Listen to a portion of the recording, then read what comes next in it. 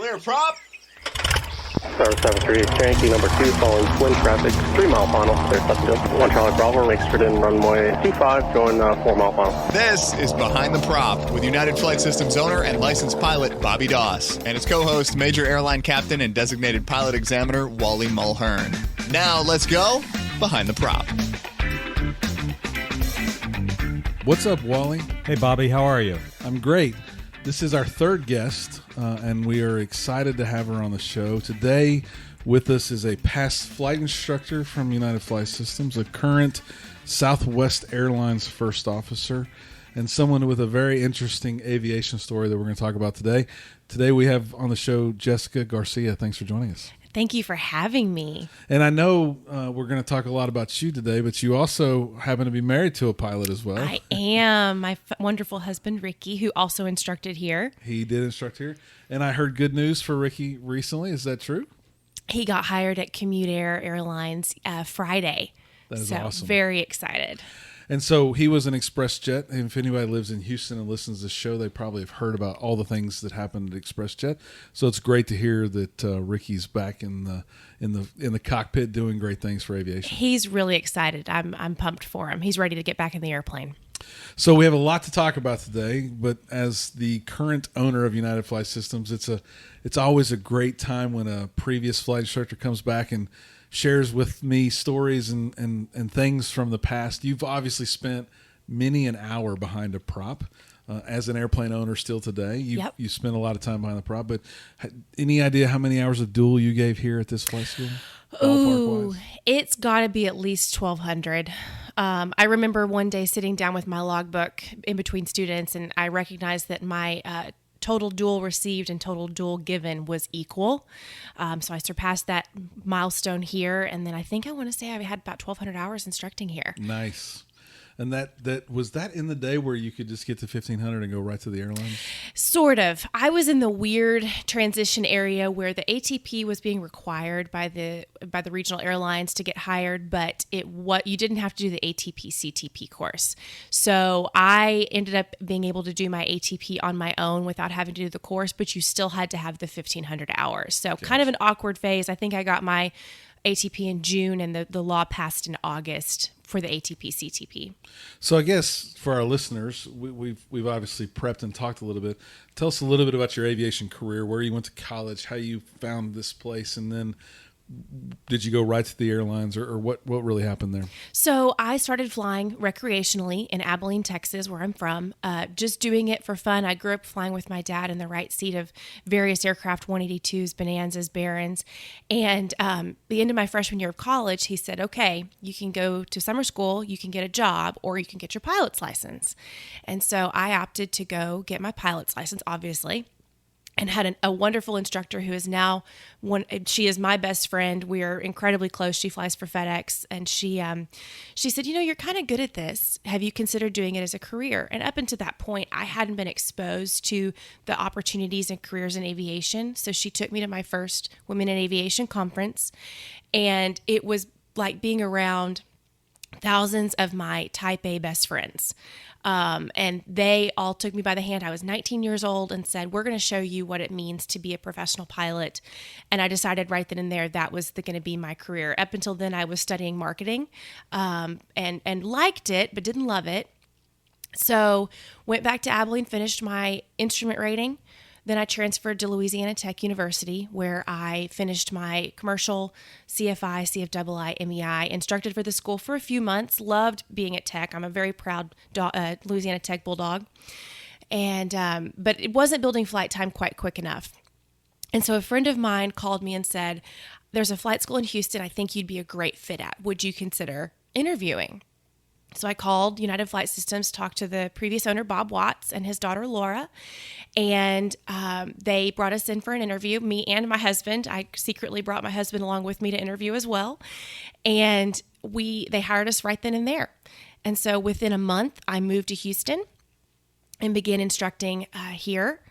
Instructed for, I guess it would have been about 2.5 years, and then had one of my coworkers, a fellow instructor here, come into my office and say, would you like to fly corporate? And I'd always been really interested in corporate aviation. I grew up around general aviation, being there in Abilene. We had a little bit of regional airline flying, but not a lot. So I had more exposure to corporate. And I said, sure. I didn't know what the airplane was. I'd never heard of it. It was a Cessna Conquest, a twin-engine turboprop. And met with the woman who was flying that airplane. And we went and just had dinner and chit-chatted. And she said, I think you'd be a great fit. Would you come fly with me? So that was my introduction to Part 135. Flew for them for a couple of years, loved it. I flew for a family. They're still dear and special in my life. The woman I flew with is still very dear to me. We get together as often as we can, being two pilots. And so that kind of started me on a different trajectory. It was, like I said, the 1,500 hours was required. At the time, Ricky got to his 1,500 faster than I did. We were newly married. And the regional airline pay was such that we both couldn't necessarily go to the regional airlines and pay our bills. So corporate gave me a little bit of a chance to do what I wanted to do, but also make a little bit more money. And so he continued on with ExpressJet, and I went the path of corporate. Flew everything from Hawker 4000 to Barons to Conquest, Citations. Ended up, my last job, I flew a Lear 75, which is still one of my favorite airplanes to this day. And loved corporate, but knew I needed some stability and knew I needed some balance in my life in terms of we were wanting to have a family, and the schedule was just getting to be a little bit much for me. And so I just threw my application in at Southwest and very quickly, very fortunately got an interview and have been there for just over a year and a half now. Wow. And so that's pre-pandemic. And, Yeah. Are you flying very much right now, or is it a little bit less than it was early on? Less than it was early on. When I started, I was based out in Oakland, and I was fairly junior, but was still flying a lot. Got based in Houston in February of this year. Wow, what has happened to this year? I don't even know what day it is. And when I got based here in Houston, I went on reserve and didn't fly very much, particularly once March came around. We know what all happened there. So not flying as much here lately. So you brought up the women in aviation. Wally, you have a couple of daughters that are aviators in some form or another. I assume they're members of Women of Aviation here in Houston? Yeah, and they enjoy going to the national conferences. And my oldest daughter, especially, my youngest daughter, is got 1 month left in college up in Monroe, Louisiana, University of Louisiana Monroe, who we were supposed to play Louisiana Tech in football this Saturday, and we had our tickets, but thanks to this COVID thing, we're not going to do that. Bummer. But anyway, that's a different show idea. But yeah, so hopefully my younger daughter will get involved in it as well. But, and we haven't missed it yet, but you are actually now the president of the local chapter of the Women in Aviation Houston. Co-president. Yeah, I share it with Candy Wyndham, who is fabulous. Nice. And so before we jump into another thing, let's talk a little bit about Women in Aviation. I've been aware of the group since I took over the flight school. I think we met briefly early on and talked, and I've tried to open our doors and make it the classroom and things available. But honestly, I don't really know what the goals other than introducing women to aviation are. Tell the listeners a little bit about Women in Aviation, and if they are so inclined, what could they do to participate or actually get involved? So one of my favorite subjects, I'm so passionate about women in aviation. I attribute so many milestones in my career to that organization.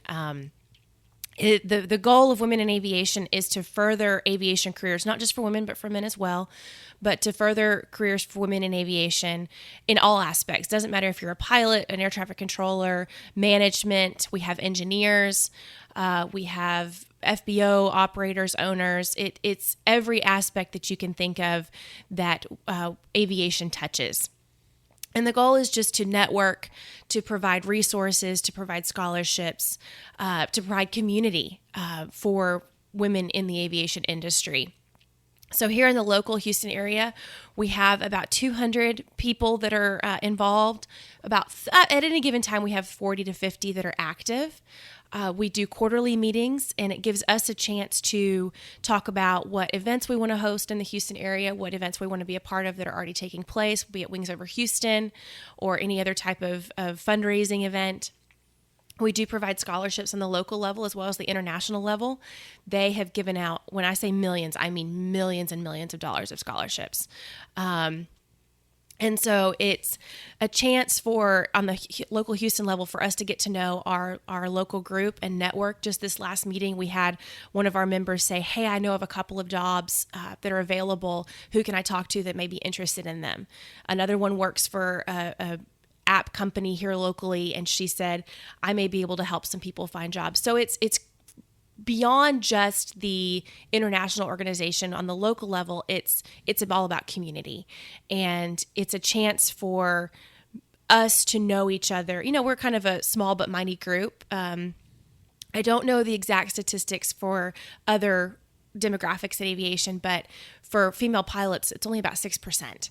And so we're trying to raise that number, be it through good networking, be it through encouraging young girls to pursue careers in aviation.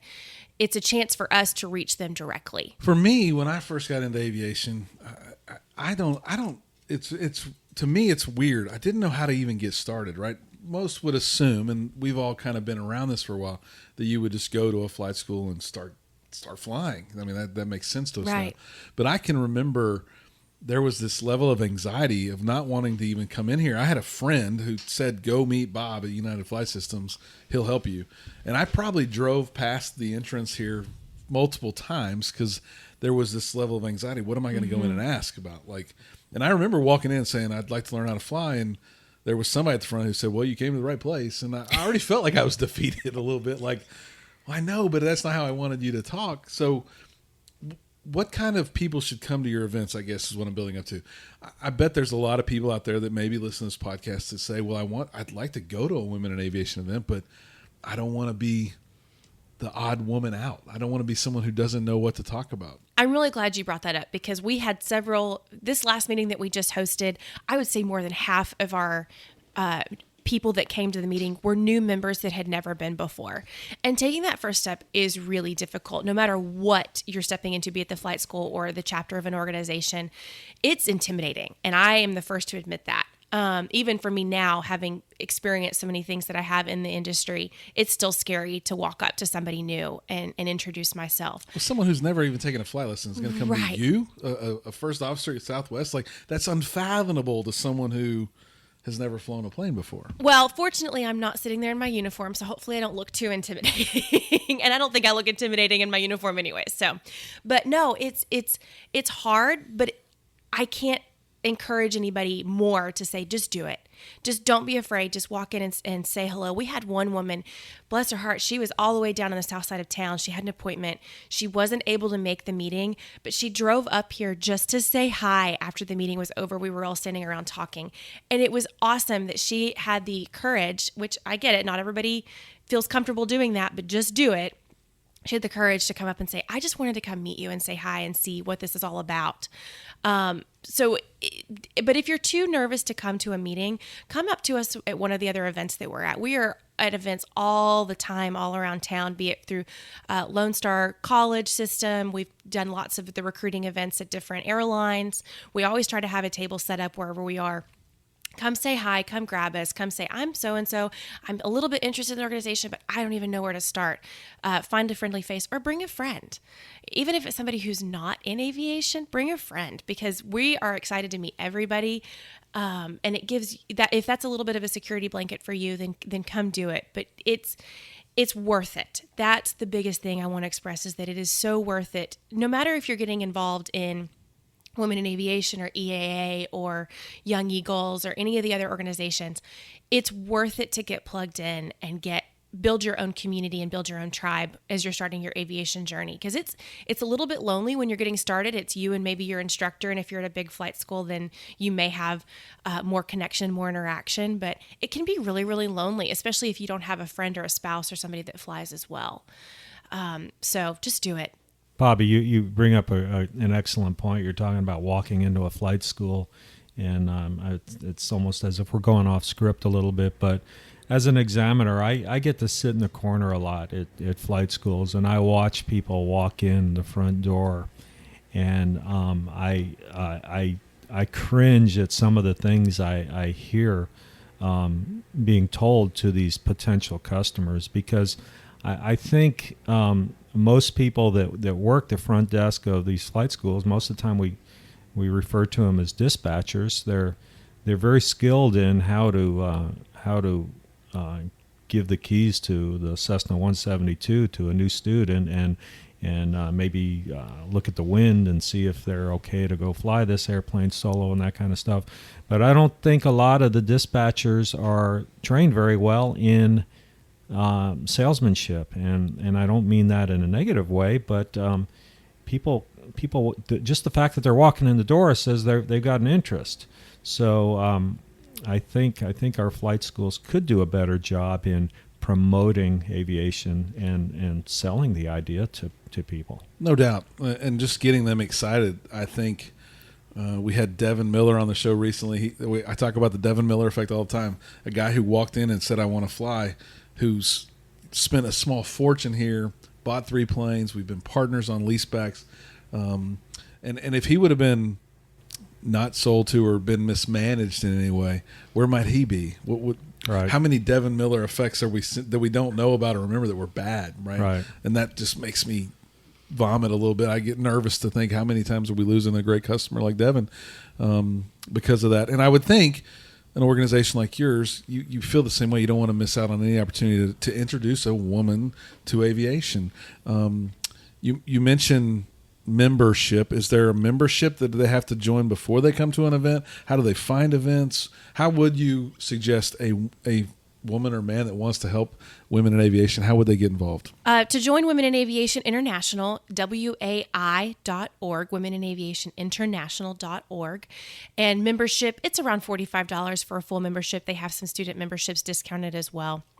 And I encourage everybody to be sure you join the international organization. It will pay out in dividends. You have access to all the scholarships. You have access to the conference. You have access to, they send you a magazine that is filled with inspirational articles and good information. On the local level, you can visit waihouston.org, and that website has information about our upcoming meetings, events that we may be a part of, how to apply. But I encourage anybody who's even slightly interested, don't join just yet. Come meet us, come sit through a meeting, come introduce yourself. And then if you say, yep, this is my tribe, this is where I want to be, which we hope you are, then we'll talk about membership. It's $20 for a full membership, $10 for student membership. But also, don't let that deter you. If that's something that you can't pocket right now, come talk to me. I'll either pay your membership or I'll waive the fee. I want you to be involved. I want you to find your tribe in with us. So I really encourage anybody that's interested, or you can email me, get in contact with me. Let's talk about it. We also have a Facebook group, Women in Aviation Houston chapter. There's a couple of questions on there. That's just to be sure that our group is nice and secure for everybody's safety. Feel free to join there as well to get information about upcoming meetings. Awesome. So you've been involved in the group for a long time, obviously. What do you find most valuable about the Women in Aviation group? My people. I love to fly. I love airplanes. I love airports. But aviation to me is all about people, and it's all about the interactions that I get to have. I have met some of the most outstanding people through Women in Aviation. My best friends in the Houston area are through my Women in Aviation chapter. And that's not just a coincidence. You know, you get a lot of like-minded individuals in one place, you're going to bond. A lot of us are around the same age, but there are a lot of us that are not around the same age. I've got friends that are 20. I've got friends that are 60 and older that are involved in the chapter. So for me, the value is that, but I would be remiss if I didn't mention the scholarships. I've been fortunate to be a recipient of several of the scholarships through the organization, and I can 100% without any doubt in my mind say that I owe my job today to a Women in Aviation scholarship. Wow. I've received type ratings through them. I've received financial aid through them, and then was fortunate to meet the right people through Southwest through Women in Aviation scholarships as well. Wow, that's big. You also told me before we started recording that the annual conferences were a big deal to you. Tell me a little bit about the annual conference. I love the annual conference. It's typically in March every year. It rotates location. They're running out of places that we fit because it's gotten so big every year. This year upcoming is going to be in Reno, Nevada, which I love the Reno conference. It's so much fun. And it's a chance we have seminars, we have guest speakers, there's booths with all of the major players in the industry and some of the minor ones that set up booths in areas that you can walk around and introduce yourself and meet people. Probably the neatest thing, though, is some of the guest speakers and some of the seminars that you can go to. I went to one that was all about imposter syndrome and how to overcome that. I've been to WASP seminars where the women Air Force service pilots, who were the first female Air Force pilots allowed into the military to fly, they've all gotten up to speak. And you want to talk about inspirational and motivational. When you hear their story, that's all you need to say, okay, I'm ready, let's go fly. We've had engineers from NASA. There was one year, several years ago, that this woman was talking about one of the Mars rovers. She was one of the lead engineers on the Mars rover. There was not a dry eye in the audience. Now, how this woman could make an inanimate object so lifelike and so meaningful to an audience, and it wasn't just women who were crying, so let's not play that was the emotional card.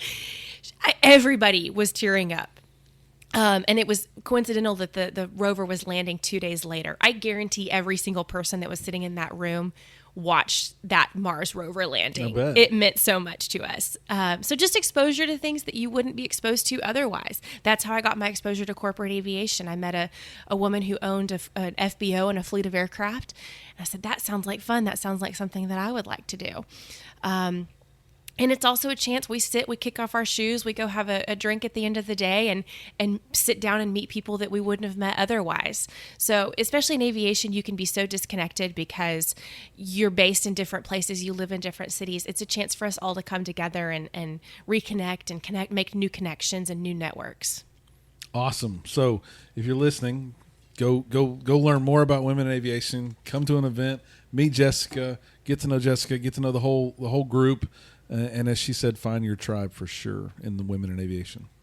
So the one unique thing, we've talked a lot about it, there's something unique about your aviation career that not all of us get to participate in. Tell us a little bit, so I don't spoil it, I guess. Tell us a little bit about what is unique about Jessica and your story around aviation. So probably one of the most unique things about me is that I'm blind in one eye. And it happened to me when I was 16. I had a disease called acanthamoeba keratitis. That is an amoeba you learn about in biology, got in my eye, and it required some pretty strong eye drops and medications to kill it. But it resulted in the fact that my cornea is damaged with no chance of being able to wear a contact lens or anything. And so I have what's called a Statement of Demonstrated Ability, a SODA, which the FAA granted me to say that I am legal to hold a first-class medical to fly commercially. That is pretty unique. So I think I learned about a SODA fairly recently when I've been working on getting my instructor license. It's slow going, so it might still be taking time for me to get my instructor license. But not too many people know that there's these ways that you can get a special medical. I would say I would have thought up until a few months ago that I had to have perfect vision to be a pilot, right? Don't you have to have perfect vision to be a pilot? That's kind of one of the fallacies of the aviation industry, and I think it's a carryover from the military. I think that the military requirements are much stricter, and there were so many years that most professional pilots came from military backgrounds. But there are so many different things that you can get a SODA for. And for me, it was a no-brainer that I wanted to fly. It was a question of could I get a medical, and it was a question of could I find the right person to help me through that process and what that meant, especially being in small town West Texas. We didn't have a lot of AMEs and didn't have a lot of resources. In fact, I had a lot of AME, Airman Medical Examiner. I had a lot that turned me away. And I think it was just because they didn't know I never was denied for a medical. I would call and explain my situation. And Wally, you mentioned the people at the front desk, the dispatchers. I had a lot of people at the front desk of the doctor's offices say, we don't do that, or no, you can't get a medical. I think they just weren't informed and didn't know, which is not their fault. But yeah, it was just finding the right person to help me obtain that statement of demonstrated ability that made the difference for me. Yeah. So you have obviously these phone calls to these medical offices, and they turn you away. What was the group like that said that they would help you? What was different, or what made the difference for you? So going back to Find Your Tribe, there was a local pilot who's one of my dad's best friends, who my dad explained the situation, and he said, "Oh, I've got an AME that will that should be able to help her." And so I had to travel a little bit. He was in Brownwood. And I went in, and at that point I was just flying recreationally. I had no intention of flying professionally. I was just going for my third class medical because I thought this is just going to be a weekend activity for me. And so made the call. He said, "Yep, I'll see you. Let's see what we can do." Went in for the exam. I was 19. I was in really pretty good shape at that point. It came to the eye test, and obviously I failed the eye test because I can't pass it because of my vision. Right. And so at that point, what he did was put in an order for the FAA to look at my file. And unfortunately, I don't know exactly what steps the AME takes. That's a great question for your local AME. But he put in the request for the SOTA to be done. And thankfully, one thing he did for me that was a bonus is he said, "I'm going to go ahead and test you for a second class just to cover all of our bases." So without me even really knowing at that point, and back then the computer software was different for obtaining an aviation medical, he went ahead and did it up to a second class. So it went to the local FSDO, which was Lubbock, and the FSDO got in contact with me, and we set up a flight test. And I went up with a fantastic FAA representative. It was a great first exposure to working with the local FSDO. And so we went up into the flight test, and it was fairly straightforward. He was asking me questions about identifying objects on the ground, identifying objects in the air. He made sure that I could pick a suitable landing site for an off-field landing if necessary. He had me demonstrate several landings to be sure my depth perception was adequate. And at that point, I was issued my second class SOTA. So later had to upgrade that one to a first class, went through the same avenues again and upgraded to a first class. But once it's done, it's done. As long as there's no change or progression to my vision, I don't have to do the test again. I carry it with my medical. If I am requested to present my medical, I go ahead and present it at the same time. Once it's done, it's fairly straightforward. It's pretty easy. And most people don't even know that I'm blind in one eye. I'm happy to talk about it. I'm not ashamed of it. I'm happy to, and I love helping other people that think that it may be something that inhibits them from flying. I love telling them that it's not. That's awesome. And a question just popped into my head, which is, okay, we all go back and get our medicals at whatever interval we have to get our medicals. You said once it's done, it's done. Surely you still go get some sort of a medical checkup. Oh, sure. Yeah. Yeah. Don't mean to misunderstand that one. Yeah. I still go for my first class medical every year. I have to keep a first class for my job. But when I go for my medical, especially if I'm going to a new AME, I present my SOTA and explain to them that I will most likely not be able to pass the eye exam. And so at that point, they do the eye exam up to the point that I can pass it. And then that's it. I don't know what they do on their end that shows it, but I walk away with my first class medical. So yes, still have to do medicals every year, still do the eye test every year. I just explained that I won't be able to pass the left eye vision portion of the test. Gotcha. Makes a lot of sense. And I don't have perfect vision. I'm wearing glasses, and I have to wear glasses now while I fly. But if I had LASIK and I could pass that, then that would be solved for me personally.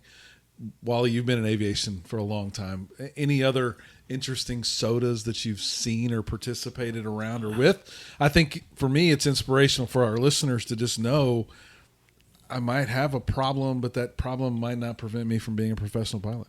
What I would ask, Jessica, what made you keep going back? In other words, if I went down to the Houston Rockets right now and says I want to try out for your basketball team, and they say, well, you can't jump and you can't run and you can't shoot, I would probably walk away and say, well, okay.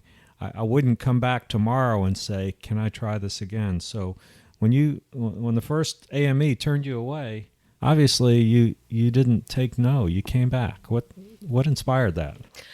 I think at any age, but particularly at 19, if somebody told me I couldn't do something, that just made me want to do it that much more. I don't know that there was anything in particular that said I'm just going to keep trying. I just knew that I was going to do it and I was going to keep trying. At that point, I had done my own research and seen that there was regulations that allowed me to hold the soda, so I knew it was possible. But I just didn't let the naysayers discourage me, and I just kept going. I don't know. I had a lot of cheerleaders that said, we know this is possible. We just have to find the right person. This isn't an aviation story. This is a life story. It just says if you want something, keep going. Don't give up. No doubt. Don't give up. I'm not sure the thing with me and the Rockets will work out, but I see potential. Keep trying. Okay. You look good in their jersey. Let's put it that way. Yeah. As it relates to what Wally said, the never giving up, do other people that are aware of this think that you have a deficiency? I don't know what the right way to put it is, but do they think that you can't be as good of a pilot? Has anyone ever challenged you in such a way? No, never. More often than not, like I said, most people don't even know. I would say probably the only thing that triggers people is particularly when I was flight instructing, sitting in the right seat. If a student was flying, I'd have to turn a little bit further over to the left to be able to see what their panel was doing. Thankfully, with experience, and Wally, I'm sure you can attest to this, that I've got now where I can look out the window and know what they're doing. I can feel if they're uncoordinated in my seat. I can feel if the airspeed's getting too slow or too fast. I can hear it. Your senses take over a little bit. Right. And I think that's true for instructors who have two good functioning eyes. They do that. Sure. But no, I don't think anybody has ever stopped me and said, oh, you shouldn't be doing that or you're not capable of that. I've kind of proven that that's possible. Sure. Well, and I think before we start recording, I was joking with Wally. I've flown with many a rated pilot who have two good eyes and still don't look out the windows to see things. So I'm not sure that's the most referenceable point there for sure. So congratulations on overcoming something that really isn't the end of the world. And I would tell the listeners, I've talked to people who have had to do things to get over medical milestones in their aviation careers. It is possible. Don't give up. I think we would recommend, we're not doctors, but we would recommend probably contacting the AOPA and their medical hotline to start that process if you don't have friends and family Absolutely. that can point you in the right direction. And then do your part to find a good AME that can help you. I don't know that I have some suggestions here locally. If you're in local, give me a call or email me, Bobby@behindtheprop.com, and I'll try and point you to an AME that might be able to help. But start with the AOPA. I would say we would all think don't get denied. That would be the one setback, because once you're denied, that's something that's pretty difficult to overcome. It is possible, but you'll have that little checkbox on your records forever that you have been denied at some point for a medical. So start with the AOPA, then go to an AME and go with that. Anything to wrap with, Wally, as it relates to Jessica? I'm sure this is hopefully part one of more than one part with Jessica. As her career continues to grow. No, just thank you for being here. And I will say, if we have any listeners out there who have questions for her, if you email Bobby or myself, we can certainly get it to her about sodas or anything like that. But it's something that quite honestly, I'm not very familiar with. So this was a very educational experience for me to hear your story. Yeah, I'd love to. Anybody that has any questions, I would love to answer them. That it's so special to me to be able to help somebody overcome a medical issue the best I can. If someone's listening and they want to find you, is the best way to find you come into a Houston Women in Aviation event, probably? Absolutely. Right. Come on. All right. So with that, we'll wrap up. As always, fly safe and stay behind the prop. Thanks, everybody. Thanks for checking out the Behind the Prop podcast. Be sure to click subscribe and check us out online at BehindTheProp.com. Behind the Prop is recorded in Houston, Texas. Creator and host is Bobby Doss. Co-host is Wally Mulhern. The show is for entertainment purposes only and is not meant to replace actual flight instruction. Thanks for listening, and remember, fly safe.